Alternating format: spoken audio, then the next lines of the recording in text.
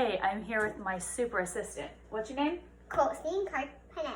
I just wanted to go over really quick how I take measurements. If you're working with me, if you're doing one of my programs, this is how I'm going to ask you to take your measurements to track your progress. The great debate about whether or not to use a scale.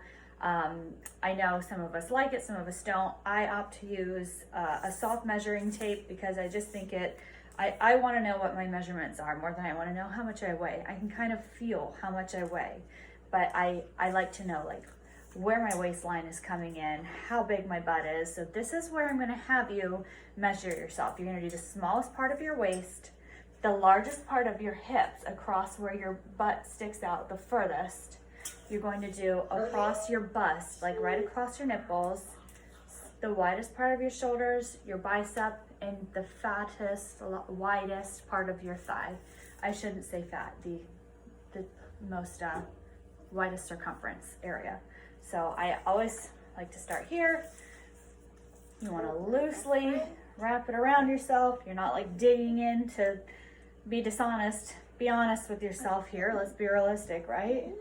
And get your waist. I'm gonna hold this right when there. you're not using it, and then I'll give it back when you're not using it. Okay, thank you. So you're gonna write down that number. You're gonna just wear a sports bra for this. I have to wear 2 sports bras to work out right now because I'm breastfeeding. So if that's the case for you, just wear 1 sports bra and then get your bust. Write down that number. Then you're gonna wrap it around your shoulders. You might need a little help for this. It can be a rough estimate. You write down that number. Then you're gonna come up here and get your thigh measurement right there. That good juicy part of the thigh. Write down that number. And last but not least, you're gonna get your bicep and write down that number.